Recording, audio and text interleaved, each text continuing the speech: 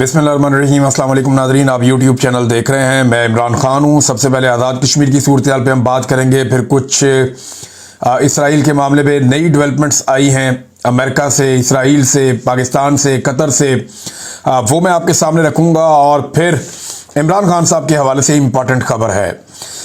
सबसे पहले आज़ाद कश्मीर में बात करते हैं, लेकिन मेरी आप सबसे गुजारिश है और एक दरख्वास्त है ज़ाती हैसियत में कि हमारा मुस्तफ़ा बीमार है, तारिक मतीन भाई का बेटा, और वो काफ़ी लंबे अरसे से बीमार है। अल्लाह रब्बुल इज़्ज़त से दुआ करें कि वो अपना ख़ास रहम फरमाए, अपनी ख़ास मेहरबानी फरमाए। मैं भी दुआ कर रहा हूँ, आप सबसे भी गुजारिश है। और नाज़रीन, अब आ जाएँ आज़ाद कश्मीर की जानिब। तो आज़ाद कश्मीर में राब्ते का ब्लैकआउट हुआ था 28 तारीख को।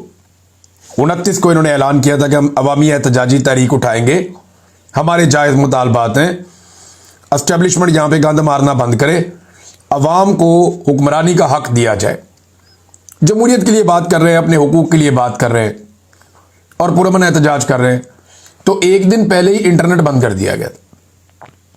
वहाँ पे तमाम राब्ते बंद है, इंटरनेट बंद है, मोबाइल फ़ोन बंद है, बाकी सर्विसेज भी बंद है। आप अगर कश्मीर में हैं तो आपके लिए बाहर इंफॉर्मेशन निकालना बहुत मुश्किल है।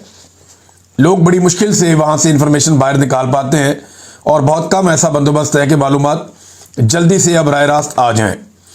अब हुआ यह है कि आज़ाद कश्मीर से रिपोर्ट हो रहा है कि लगातार जगह जगह फायरिंग हो रही है और पूरे आज़ाद कश्मीर के अंदर शेलिंग और फायरिंग जारी है। दूसरी जानिब से मुजाहिरीन जो है वो पथराव करते हैं पुलिस के ऊपर, सिक्योरिटी फोर्सेज पे, एफसी पे, रेंजर्स पे। तो मुजाहिरीन जो है वो पथराव करते हैं, जवाब देते हैं, रुकावटों को हटाते हैं ज़बरदस्ती, जबकि पुलिस और सिक्योरिटी फोर्सेज जो है वो गोली चलाते हैं और शेलिंग करते हैं। और ये सिलसिला जारी है, अब 3 दिन हो गए हैं। डोडियाल में एक नौजवान शहीद हुआ, पहले ये इत्तला आई। ये मैं आज की बात आपको बता रहा हूँ, ये उमर नज़ीर कश्मीरी साहब ने ये बताया। फिर धीरकोट में 2 अफराद के शहीद होने की इत्तला आई और वहाँ कई लोग ज़ख्मी हो गए। ये इब्तदाई इत्तलात है।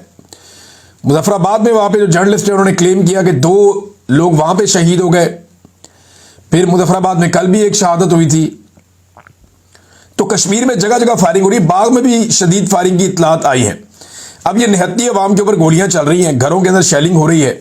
और ये बात वहां के जर्नलिस्ट बता रहे हैं कि हमने तो ऐसा माहौल कभी सोचा भी नहीं था, हमने कभी ख्वाब में भी नहीं सोचा था कि पाकिस्तान से सिक्योरिटी फोर्सेज आएंगी और वो आकर आज़ाद कश्मीर के ऊपर लोगों के साथ ये करेंगी। ये वो वहां के जो मकामी सहाफ़ी हैं वो हमसे बात करते हैं या लोग हैं वो ये बता रहे हैं। निहत्ती अवाम के ऊपर गोलियां चल रही हैं और ज़्यादा लोग ये शिकवा कर रहे हैं, बार बार कह रहे हैं कि कर्नल फाइक को जब से वहाँ पे लाया गया है, ये लाहौर में होता था कर्नल फाइक, इसको अब मेरे ख्याल ब्रिगेडियर बना के वहाँ ले जाया गया है। इसके खिलाफ लोग बहुत बात कर रहे हैं और वो ये कह रहे हैं कि ये मुजफ्फराबाद में बैठ के ये हालात पैदा कर रहे हैं। देखिए, एक ऑफिसर ये सारा कुछ करता है, गंद एक ही बंदा डालता होता है और जो मलबा है उसके नीचे पूरा इदारा दबा रहता है। बलूचिस्तान में एक ऑफिसर की हड दर्मी की वजह से आज तक वहां पे अमन वापस नहीं आया। और इसी तरह जो भी आज आज़ाद कश्मीर में हो रहा है, ये जो भी करवा रहा है या जैसे भी हो रहा है, ये अगर बदअमनी पैदा हो गई और मुस्तकिल हो गई तो फिर क्या करेंगे आप? आपने मकबूजा कश्मीर के अंदर हालात नहीं देखे? भारत कितना जुल्म और जबर करने के बावजूद उन्हें नहीं दबा सका। आज उस तरह के मनाजिर जो है वो हम आज़ाद कश्मीर में देख रहे हैं बदकिस्मती से। एक ऑफिसर की बेशर्मी की कीमत जो है वो बलूचिस्तान आज तक उठा रहा है। सीखने का मौका है, कुछ सीख ले, लेकिन मोटी खोपड़ी में बात घुसती नहीं है। अब नाज़रीन, जो मुतज़ाद इतलात आ रही हैं और अनकन्फर्म्ड इतलात है, अभी तक ये कन्फर्म नहीं है, लेकिन जो एक तंजीम है अवामी एक्शन कमेटी, उनके जो पेजेस हैं उनके ऊपर जो खबरें आ रही हैं वो बड़ी खौफनाक है। और ये जो खबर है ये सुराब बरकत साहब ने भी शेयर की और कुछ लोगों ने की। तो ये खबर बता रही है कि अब तक 11 अफराद शहीद हो गए हैं और लगभग 150 के करीब अफराद जख्मी हो गए हैं। ये इनको गोलियां मारी गई हैं। और अगर ये हो गया तो इसका मतलब है तो 26 नवंबर वाला काम हो गया आज़ाद कश्मीर में भी। कश्मीर में और पाकिस्तान में फ़र्क ये है कि पाकिस्तान में गोली चलती है या गोलियां चलाई जाती हैं तो लोग वो जगह छोड़ जाते हैं, वहां से अपने जख्मियों को उठाते हैं, वो जगह खाली हो जाती है। लेकिन आज़ाद कश्मीर में लोग इलाका खाली नहीं कर रहे। लोग अपने जख्मियों को हटाते हैं, थोड़ा पीछे हटते हैं, दूसरी तरफ से फिर आते हैं, क्योंकि वो हर हाल में इस लड़ाई को जीतना चाहते हैं। वो ये चाहते हैं कि पुरअमन तरीके से रियासती जबर का मुकाबला करते हुए किसी ना किसी तरह अपने हुकूक हासिल कर लें। एक तरफ मुज़ाकरात की बात की जाती है, दूसरी तरफ स्टेट बुलेट चलाई जा रही हैं, लगातार गोलियां चल रही हैं, और उसके अंदर बाकायदा अब तो विजुअल्स आ रहे हैं कि लाशें पड़ी हुई है, बंदे उठा के ले जाए जा रहे हैं। एक जगह से विजुअल्स आए, वहां पे वो पुलिस वाले को गोलियां लग गई। एक दो पुलिस वालों को बताया जा रहा है, एक के तो विजुअल भी मैंने देखे हैं, उसको गोली लग गई, वो बेचारा पड़ा हुआ है वहां पे, और जो मुजाहिरीन है वो उसे अपने कंधों पे उठा के अस्पताल पहुंचा रहे हैं। और मुजाहिरीन ने बताया कि जनाब ये पुलिस वाला एफसी को मना कर रहा था कि गोलियां मत चलाओ, एफसी ने इतनी गोली चलाई इसको भी गोली लग गई, और अब ये पुलिस वाला डाल दिया जाएगा मुजाहिरीन के खाते में जो उसको अस्पताल पहुंचा रहे हैं। जो अवामी एक्शन कमेटी के एक रहनुमा है, उन्होंने बताया और मीडिया के ऊपर बताया कि सीएमएच के अंदर हम लेकर गए अपने जख्मियों को, डॉक्टरों ने इलाज करने से इनकार कर दिया और उन जख्मियों में से भी एक शहीद हो गया। और वो सर पकड़ के बैठे हुए थे कि ये क्या हो गया, डॉक्टरों ने तो हलफ लिया इंसानी जान बचाने का, वो कैसे कह सकते हैं कि हम इसका इलाज नहीं करते और हम इसका ख्याल नहीं रख सकते। अब वो बंदा शहीद हो गया, उसके ऊपर भी बड़ा गम और गुस्सा है। बार बार पुलिस वाले भी मना कर रहे हैं, लेकिन सिक्योरिटी फोर्सेस जो बाहर से आई उनको समझ नहीं आ रही। इस्लामाबाद पुलिस के बहुत सारे एहलकार यरगमाल बन गए, शहरियों ने उनको पकड़ लिया। वो डरे हुए थे, लेकिन उसके बाद शहरियों ने उनको बाहिफाजत वहां से निकाला और इस्लामाबाद का रास्ता दिखाया कि जनाब आप इस्लामाबाद वापस जाएं, आपका यहां कोई काम नहीं है। हम यहां पे एहतजाज कर रहे हैं यहां की जाली हुकूमत के खिलाफ, और उनसे हम अपना हक लेंगे। आपको याद होगा नाज़रीन, इस्लामाबाद में जब 25 नवंबर की रात काफिला पहुंच रहा था, 25-26 की रात, तो उस वक्त खबर आई थी कि 4 रेंजर्स एहलकार हमारे जो है वो शहीद हो गए। अब हमारे जो रेंजर्स एहलकार वहां पे शहीद हुए थे ना, वो एक तेज रफ्तार गाड़ी ने उनको टक्कर मारी थी और हादसे के अंदर शहीद हो गए थे। बाद में वो लड़का भी पकड़ा गया, उसका पाकिस्तान तहरीक इंसाफ से ताल्लुक भी कोई नहीं था, उसने एतराफ़ जुर्म भी कर दिया, वो मामला भी खत्म हो गया। लेकिन उसकी एफआईआर और सारा मामला उठा के पाकिस्तान तहरीक इंसाफ के खाते डाल दिया गया और हुक्मरानों के बयानात तक आ गए, और आज तक वो जो टाउट सहाफी हैं वो पीटीआई के खाते में डालते हैं। इसी तरह जो एफसी ने गोली चलाई और वो पुलिस वाले को लग गई, मुजाहिरीन उसको उठा के कंधे के ऊपर लेकर जा रहे हैं। अगर वो पुलिस वालों के साथ होता तो पुलिस वाले लेकर जा रहे होते, लेकिन ये भी कोशिश की जाएगी इनके कंधे पे ही डाल दिया जाए। तो नाज़रीन, लगातार वहां से जो इतलात आ रही हैं वो अच्छी नहीं है, वो खतरनाक इतलात हैं, लगातार आ रही हैं आज़ाद कश्मीर से, और हालात मजीद ख़राब होते चले जा रहे हैं। ये कश्मीरी अभी तक डटे हुए क्यों हैं, ये सोचा आपने?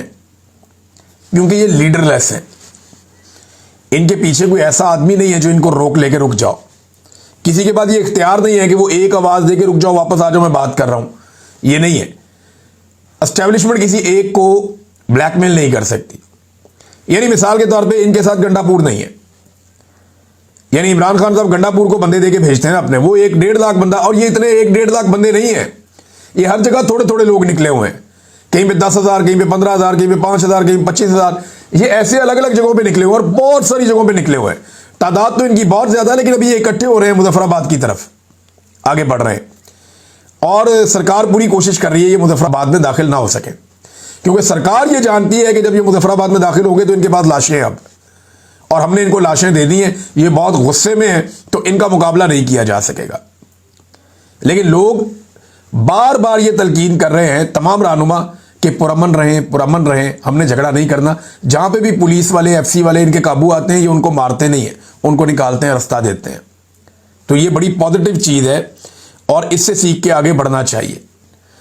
अब गंडापुर साहब का देखें ना, पाकिस्तान में क्या हुआ, गंडापुर साहब गए, डी चौक पहुंचे, क्योंकि एक लीडर था, गोली चली, वो निकल गया फौरन, गोली चल गई भी, निकलो गोली ना लग जाए, तो गंडापुर निकल गया वहां से। गंडापुर के निकलते ही अब हमने कहा लीडर भी चला गया, सब खत्म हो गया, हमने करना क्या है यहां पे, गोलियां अंधाधुंध चल रही हैं, तो लोग भी चले गए। क्योंकि जो आदमी ये कहकर आया था कि मेरा नमाज़े जनाजा पढ़ लेना, मेरी लाश भी नहीं मिलेगी, इस तरह की कहानियां सुना के जो आया था बंदों को लेकर, वो निकल गया। तो अगर गंडापुर कश्मीरियों की क़यादत कर रहा होता तो आज वो भी घर चले जाते वापस। लिहाजा ये जो बगैर क़यादत के लोग निकलते ना, ये बड़ा खौफनाक काम है। बांग्लादेश में हुआ, यही काम नेपाल में हुआ, श्रीलंका में हुआ, और आज कश्मीर में हम वो मामला उस तरफ जाते हुए देख रहे हैं।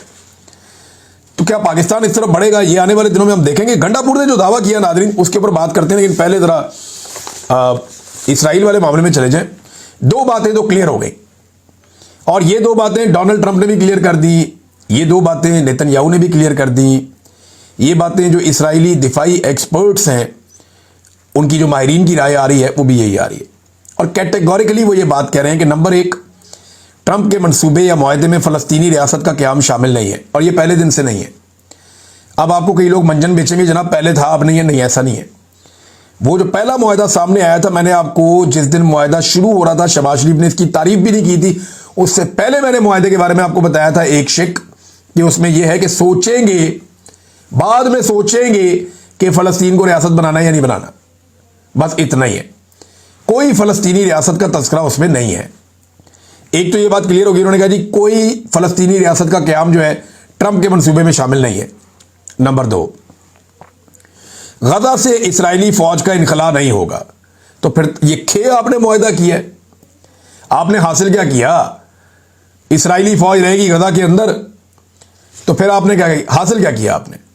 जब इसराइल की फौज गजा के अंदर मौजूद रहेगी, वो वहां से निकलेगी ही नहीं, तो हासिल क्या किया? और जब फ़लस्तीन को बतौर रियासत तस्लीम ही नहीं किया जाएगा, तो फिर आपने हासिल क्या किया? आपने तो टकेगी को कामयाबी हासिल नहीं की। ये बात पहले दिन से सबको मालूम थी। अब ये चूरन बेचेंगे, बहाने बनाएंगे कि पहले हमें नहीं पता था, अब हमें पता नहीं। इनको पहले दिन से सारा पता था। ट्रंप ने भी लगभग ये बात पहले कर दी हुई थी, और ये अखबारात में छप भी गई हुई थी। वॉशिंगटन पोस्ट की एक खबर थी, मैंने आपको पढ़ के भी सुनाई थी पहले। नेतन्याहू ने भी अब ये बात बड़ा कैटेगोरिकली उसने दोहरा दी है। फ़लस्तीनियों ने इसे अब तमाशा करार दे दिया। ये मैंने आपको AFP की रिपोर्ट पढ़ के सुनाई। उन्होंने बताया फ़लस्तीनियों ने ओवरऑल कहा कि ये एक तमाशा लगने जा रहा है और कुछ नहीं है, ट्रक की बत्ती है। हमास ने पहले शिकवा किया कि कई मरतबा मुआहदे हुए, उनकी खिलाफ वर्जी हमेशा इसराइल करता है। अमन के मंसूबे का मुसव्वदा अभी तक उन्हें दिया ही नहीं गया, और अब फाइनली हमास ने फारिग भी कर दिया। हमास ने साफ कह दिया कि जनाब हम नहीं मानते, और इस मुआहदे को हमास ने फारिग कर दिया। हमास का जो अब रद्द अमल है, जरा वो देख लें आप। हमास के ऑफिशियल ने कह दिया कि ट्रंप का जो ये एक अमन मंसूबा है जो उसने दिया है, उसके अंदर फ़लस्तीनियों के लिए कुछ भी नहीं है, और फ़लस्तीनियों का मफाद उसके अंदर नहीं है। ये कैटेगोरिकली अब हमास ने भी कह दिया, फ़लस्तीनियों ने भी कह दिया, और पाकिस्तान में भी शदीद रद्द-ए-अमल आ गया। हत्ता कि हुकूमत के अंदर से भी मुखालफत हो गई। वो मौलवी जो सो रहे थे, जब उनकी किट लगी, उनकी बहुत बेइज्जती हुई पाकिस्तान में, और हम सारे डिजिटल मीडिया के लोगों ने बताया कि इनकी असल करतूतें क्या हैं। तो 4-5 दिन के बाद मौलवी अब आहिस्ता आहिस्ता जागना शुरू हुए। कल फजलुर रहमान साहब को अंगड़ाइयाँ लेके जागे थे वो, और उन्होंने हल्के फुल्के स्टेटमेंट दिए। आज तरीके लबैक वाले जागे हैं, उन्होंने कहा जी असं इसराइल को तस्लीम नहीं करने देंगे। पहले उन्होंने पूरे पाकिस्तान का इंतजार किया, जब सारा डिजिटल मीडिया खड़ा हो गया, जब पूरा मामला बन गया जी असं नहीं होने देंगे, अब वो कह रहे हैं। ना ये बोले शहबाज शरीफ की वो मुलाकात के ऊपर, जो जाके शहबाज शरीफ साहब ने एक अमेरिकन जूश कांग्रेस के सदर के साथ मुलाकात की, उसके ऊपर इनका कोई मौक़िफ़ अभी तक नहीं आया, और ना ही इनका कोई मौक़िफ़ वो खातून के हवाले से आया जो वज़ीर आज़म की फ़ाइलों तक जिनकी रसाई थी, और वो बार बार जोर दे रही थी, और एयरफोर्स 1 के अंदर उन्होंने ट्रैवल किया, वज़ीर आज़म के साथ उस होटल में क़याम किया, वज़ीर आज़म के साथ ट्रैवल किया, और पाकिस्तानी सरकार का प्रोटोकॉल हासिल किया। वज़ारत ख़ारजा ने उनको बेहतरीन प्रोटोकॉल दिया अमेरिका में और बरतानिया में। तो ये सारे मामले में बोला ही नहीं, कोई बोला ही नहीं। अब गोगलुओं से मट्टी झाड़ने के लिए मैदान में आ रहे हैं। हत्ता कि ये हुआ नाज़रीन कि जो मीडिएटर है ना बीच में, मुज़ाकरात करवाने वाला मुल्क, वो तो कतर है। कतर ने भी कह दिया है कि ये अमन मंसूबे के जो नकात हैं उनके ऊपर उनको भी एतराज़ है। उन्होंने कहा जी बहुत सारे नकात ऐसे हैं जिन पे वजाहत और मुज़ाकरात की ज़रूरत है। अभी तकाजा है इस बात का कि उनके ऊपर मुज़ाकरात भी किए जाएं मज़ीद, और वजाहत भी दे अमेरिका के ये हो क्या रहा है। हमारे वज़ीर आज़म ने पहले दिन गेम चक दी थी पकड़ के। आप अंदाज़ा करें कि सारी दुनिया अब आहिस्ता आहिस्ता कह रही है ये गलत काम हो गया। जो फ़लस्तीनियों की तंजीमें पाकिस्तान में दुनिया भर में वो कह रही है गलत काम हो गया, ठीक नहीं हुआ, ये किस तरफ आप लेकर जा रहे हैं। लेकिन पाकिस्तानी वज़ीर आज़म ने और आर्मी चीफ ने पहले दिन तय कर लिया एस्टेब्लिशमेंट ने कि नहीं जी नहीं, हमने तो ट्रंप साहब के कहने के ऊपर लब्बैक कहनी है। इन्होंने लब्बैक कह दिया और अब मुकरने का रास्ता भी नहीं छोड़ा। अब जाके डार साहब कहते हैं नहीं नहीं, ये तो वो मुआहदा नहीं है जो हमारे साथ बातचीत हुई थी, ये तो कोई और चीज़ है। डोनाल्ड ट्रंप अब इनको नहीं छोड़ेगा, ये फंस गए दोनों तरफ से। इधर अवाम नहीं छोड़ेगी, उधर डोनाल्ड ट्रंप नहीं छोड़ेगा। क्योंकि डोनाल्ड ट्रंप के साथ बंद कमरों के अंदर जो ये वादे करके आ गए हैं ना, मीठे मीठे मुंह बना के, हाथ बांध के, और जितनी गेम डोनाल्ड ट्रंप की ये उठाए, डोनाल्ड ट्रंप की तो खुशियां ही खत्म नहीं हो रही। उसकी पूरी जिंदगी में कभी किसी ने उसकी इतनी खुशामद नहीं की जितनी ये पाकिस्तानी वफद करके आ गया। वो भूल ही नहीं पा रहा, उसकी रोजाना दर्जनों मुलाकातें होती हैं, लेकिन जो खुशामद, जिस लेवल की खुशामद इन लोगों ने कर दी है, वो लेवल कोई मैच ही नहीं कर पा रहा। ट्रंप का वो नशा ही नहीं उतर रहा। वो जहां जाता है वो जाके कहता है ये बहुत अच्छे हैं दोनों, फील्ड मार्शल और शहबाज शरीफ, इनकी बहुत तारीफ करता है। तो इन लोगों ने बड़ी गेम उठाई है। तो अब जब गेम हाथ से निकलने लगी तो डार साहब ने कहा जी हमें जो बताया गया अमन मनसूबा इससे मुख्तलिफ है, हमसे बात हुई है वो बात नहीं है। ये जनाब पहले चुप छुपा के काम डालने लगे थे, फिर ये पकड़े गए बीच चौराहे में, और डोनाल्ड ट्रंप ने भी इनको पकड़ लिया, कौम ने भी इनको पकड़ लिया। अब इनको भागने का रास्ता नहीं मिल रहा। तो जब माहौल बन गया तो मौलवी भी आहिस्ता आहिस्ता मैदान में आ रहे हैं। अच्छा नाज़रीन, मैं आपसे बात करता गंडापुर की, तो फाइनली मैं एक चीज आपके सामने रख देता हूं। उस मामले में गंडापुर ने दावा किया कि अलीमा खानम एजेंट है बकौल गंडापुर के मिलिट्री इंटेलिजेंस की। मैंने मिलिट्री इंटेलिजेंस के ऊपर रिसर्च की, वैसे मुझे पहले भी पता था, लेकिन मैंने कहा जरा निकाल के देखते हैं वंस अगेन। तो मिलिट्री इंटेलिजेंस का जो इदारा है, ये आईएसआई की तरह का, जैसे आईएसआई एक इदारा है ना, वो वजीर आजम के अंडर काम करता है। मिलिट्री इंटेलिजेंस जो काम करती है ये जीएचक्यू के यानी आर्मी चीफ के अंडर होती है। यानी आर्मी चीफ के जेरे कमांड एक इदारा है या एक एजेंसी है जिसका नाम है मिलिट्री इंटेलिजेंस। उस मिलिट्री इंटेलिजेंस ने एक एजेंट भर्ती की हुई है बकौल अली अमीन गंडापुर के अलीमा खानम। और अलीमा खानम वो वाहिद खातून है जो आर्मी चीफ के ऊपर तनकीद करती है। इस पूरी जमात के अंदर अगर कोई खुल खुलाकर आता है आर्मी चीफ के सामने तो वो अलीमा खानम है। इमरान खान का आर्मी चीफ के बारे में जितने बयान आते हैं उनमें 90% जेल से बाहर लाने वाला कौन है? अलीमा खानम। यह आपको अजीब नहीं लगता कि आर्मी चीफ के जेरे इंतजाम या उनके जेरे कंट्रोल या उनके अंडर चलने वाली एक एजेंसी की एक एजेंट आर्मी चीफ पे बार बार अटैक करे, उन्हीं को रगड़ा दे? ये कोई बात समझ आती है? तो गंडापुर की जैसे वो बात समझ नहीं आती ना कि इतने सारे पहाड़ क्रॉस करके 8 जिले क्रॉस कर लिए और रातों रात पता नहीं कौन सा कारनामा कर दिया सुपर ह्यूमन बीइंग बन के, जैसे वो बात समझ नहीं आती ना, ऐसे ये बात भी समझ नहीं आती कि ये कैसे हो सकता है कि पूरे मुल्क में या पूरी पार्टी में एक ही एजेंट है मिलिट्री इंटेलिजेंस की, और वो मिलिट्री इंटेलिजेंस को जो हेड करता है उसके बॉस के ऊपर डायरेक्ट तनकीद की। हाउ इज इट पॉसिबल यार, फॉर गॉड सेक।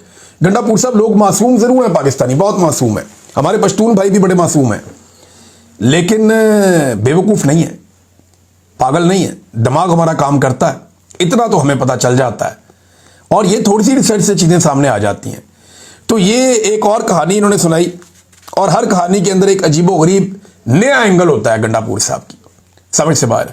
भारत ये इमरान खान साहब जाने और गंडापुर साहब जाने और अलीमा खानम साहबा जाने और पाकिस्तान तहरीक इंसाफ जाने, हमारा काम है चीज़ें आपके सामने रखना, उनके ऊपर एनालिसिस करना। मैंने ये चीज़ें आपके सामने एज इट इज़ रख दी हैं। अब तक के लिए इतनी, अपना ख्याल रखिएगा, अपने इस चैनल का भी। अल्लाह हाफिज़।